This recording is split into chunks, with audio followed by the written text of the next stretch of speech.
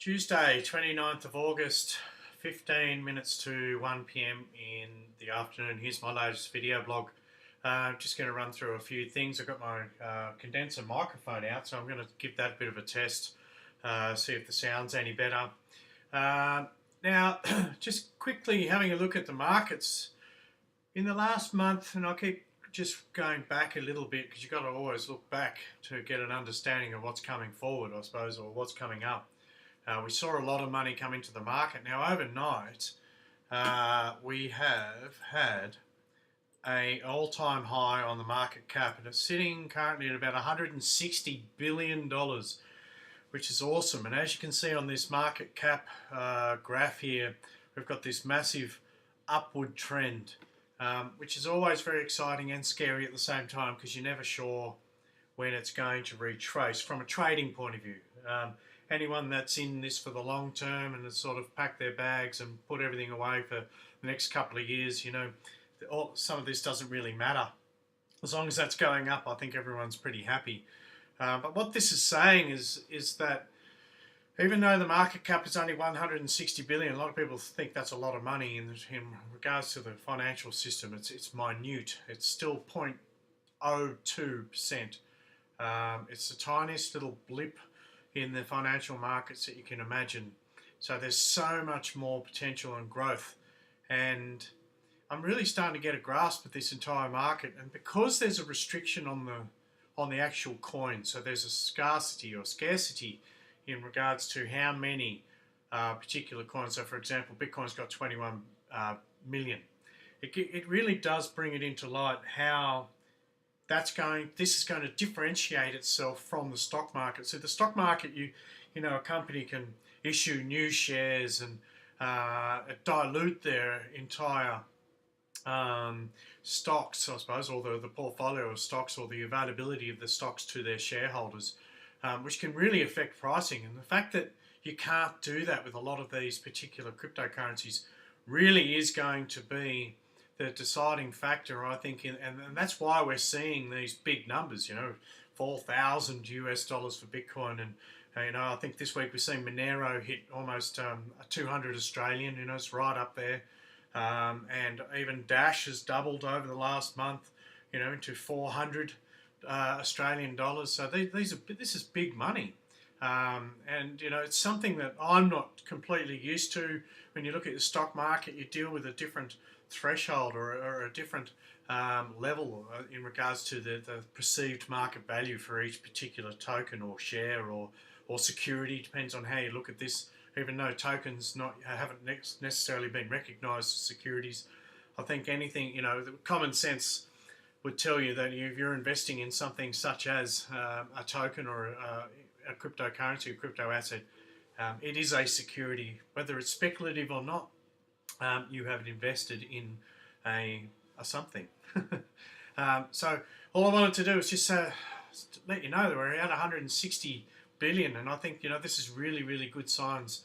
And what I've seen from experience now, looking back, and I watch the graphs and the market every day. If I go back and take a step back in April or May, I got a bit of a feel for which cryptocurrencies were moving together, which cryptocurrencies were just moving for no real reason at all, and I sort of felt like the whole market was in that category where it was just being pumped. It didn't matter about the fundamentals. It just didn't matter. It felt like that at the time, because when you're reading up on a particular cryptocurrency, you're sort of investing in something based on your perceived understanding of where it's going to go and in the future, and then you see it go up, and in the back of your mind go, well, that must be because of the fundamentals. But when you actually have an understanding of the entire crypto space and the blockchain and where this is going to lead in the next 10, 15 years, I just know this is being manipulated in a good way. I mean, if you're in and you're invested, it's going to be a really, really good ride. And I think most cryptocurrencies are going to have another massive inflation, pretty much regardless of the particular type of fundamental. What I'll probably do is stay away from the coins that have unlimited supply. They're probably one thing that does bother me, like Dogecoin. I even think Monero does as well, which sort of concerns me a little bit. You get something that's worth so much, and you know, the coins are they just keep on coming. So I'd have to research a little bit more on that. I mean, I think there's probably, you'll find that there's some of these crypto assets have back doors where they can generate more coins. I think there was talk of Bancor being like that. You know, these are issues that would probably steer me away from them. So without focusing on them, I just sort of go and look at something else. But yeah, where am I going with that? Global charts, that was all I wanted to do on there. What I have noticed this week is we've seen a big move into altcoins, which is good because my portfolio has been sitting idle, pretty much retracing for about 2 months, which is a little bit depressing, I suppose, and you sort of start doubting yourself. It's really important to be patient and not be emotional. But what I have seen, and I'm pretty heavy in things like DigiByte and Verge and Bitshares and some of these other ones, and you know, they are truly decentralized cryptocurrencies. And you know, I know DigiByte's probably been the worst performer out of all of them. Even though we're in a manipulated market, I'd probably say I think it's got the fundamentals for awesomeness and greatness.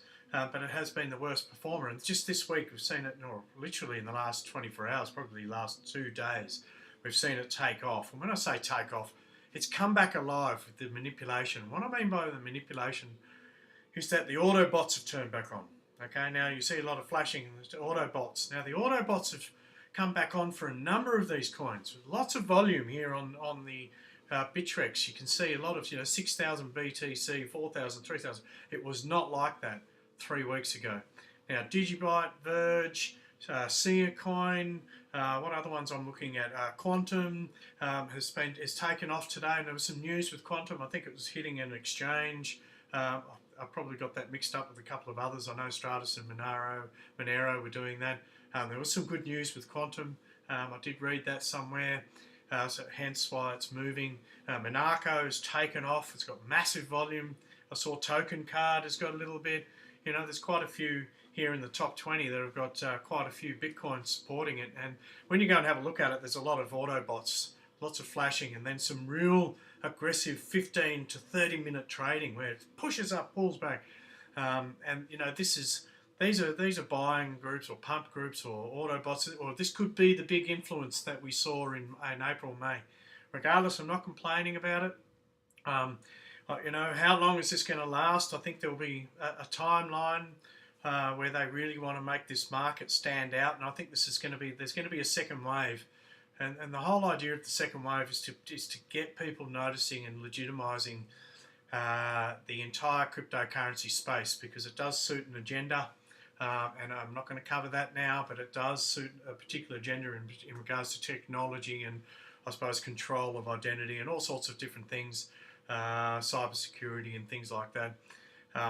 So there's a lot of positives to the entire sector, but have a look at the volume, and if you are into trading, I think you're going to do pretty well. There is some opportunities. I mean, I've got a little bit of a slush fund. I'm probably up about 15-20% in the last 24 hours, and I made a few bad calls as well. I chased a pump last night. Something you just don't do. I have done it before and done pretty well, and it was just one of those ones where I got onto the wrong side, and my whole trading was out for the whole day. I had to wait for it to come back, and it did come back, and then I recouped.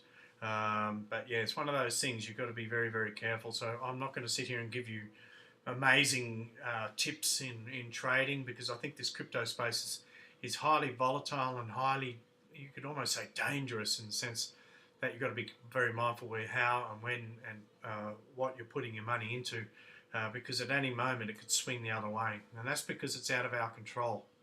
People with more money are swinging and moving these prices up and down pretty much as they feel fit. But going across the top here, like I said, the ones to look at, looks like Verge is going, DigiByte's going, Quantum's definitely going. I'm not saying this is investment advice to get in, but just, you know, go and have a look. I do feel that there might be a 2 to 3 day real positive upswing, and then there'll be a retrace, just like it always does. But there can be some opportunities to make 5, 10, 20, 30% if you set your sell prices. I think that's pretty much what you're going to remember. Don't ever leave it open, otherwise you're going to play the emotional game.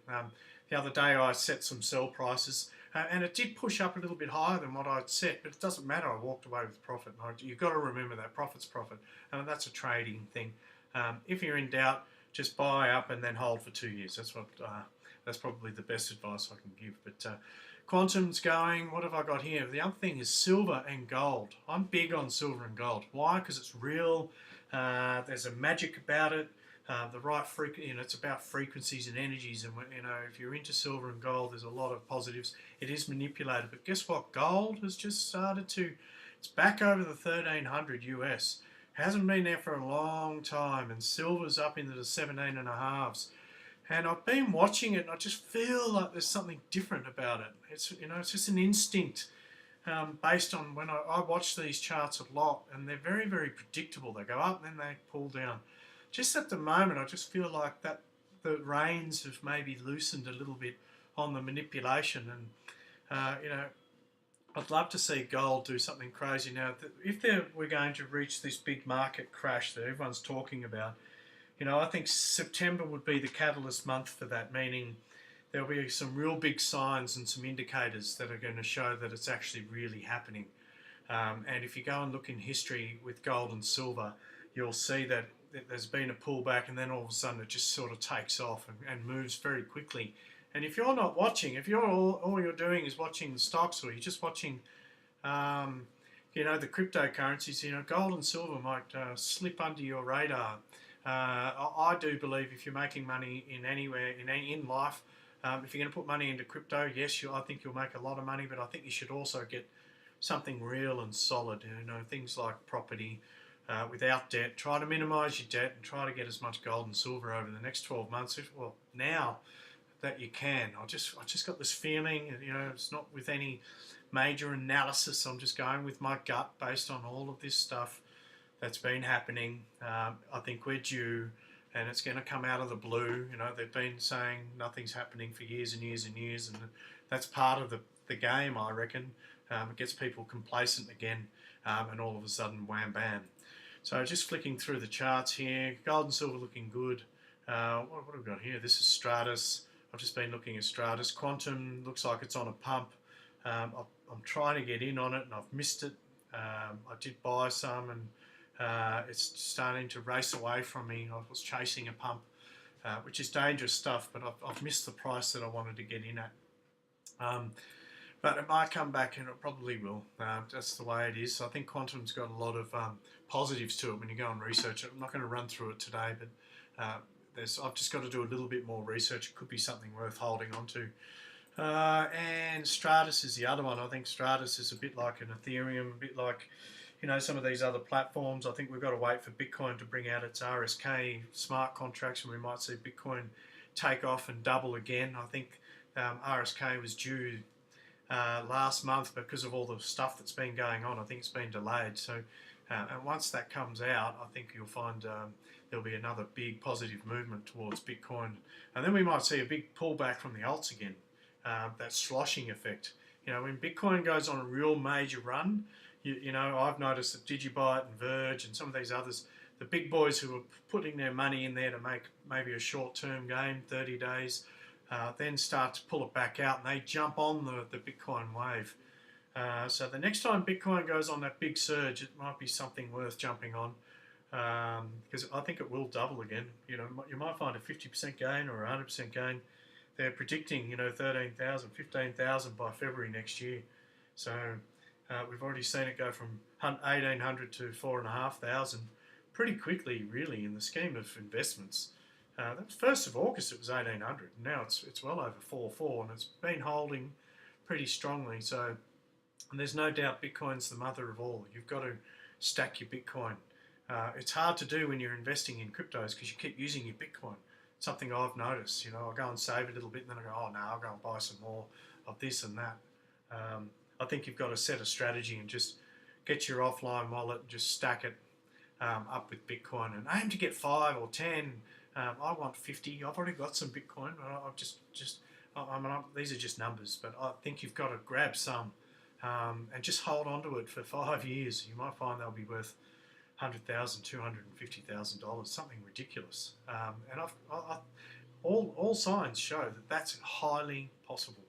So this is just a bit of a ramble today, actually. A bit of stuff there to contemplate.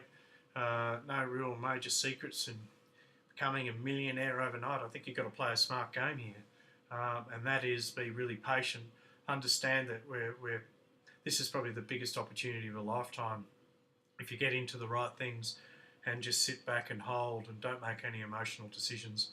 Sure, you could do a little bit of trading, and that's what I'm doing. I mean, I'm fortunate enough to have a little bit of money that I can use for trading, and if I make 5% here and 10% there on a daily basis or over a couple of days, I'm happy with that, and that's sort of keeping me keeping the trigger off. I'm using some of my main portfolio, and I'm just sitting back, got my helmet on, waiting for 2018. I'd love to see what's going to happen at the end of 2019. I've got some, I'm riding on it actually. It's going to be a life changer for me. It's already changed my life in a lot of ways because I did get in pretty early. But I'm not over yet. I've got lots that I want to do and contribute with, and if it does go through the roof, then I'll be happy. But that's all I've got. I'm going to shut up now and just let you go. Positive is 160 billion cap. I think some of the alts that haven't been getting much of attention are starting to get some attention. The auto bots are on, so it could be a very exciting 30 days. Always get ready for that retrace. Maybe look at selling 30% at some stage when it hits this perceived all-time high. Don't get too greedy. You've got to live your life as well. Take a little bit, and then you may find there will be another retracement. Just remember, retracements go for, in crypto world, from what I've learnt, apart from before 2016 or before, about that, we're dealing with 35, 40, 45 day retracements, especially with these really aggressive spikes. And it's going to happen again. You saw that all-time high of the global chart. You can't have that just keep going and going and going. So who knows? It could double. It could double that distance. We could see a 200 billion market cap and everyone gets really excited and all of a sudden it retraces $70 billion in a day or over a month or something like that. So you've got to get ready for that, and that's what I'm preparing for. Anyway, that's all I got. Have a great day. Let me know what you think in the comments and check out my Steem at Sebastian Jago page. Always happy to have a conversation. Keep sharing. There's been a lot of good stuff in the comments and I appreciate it. Have a good day and tune in to my next video.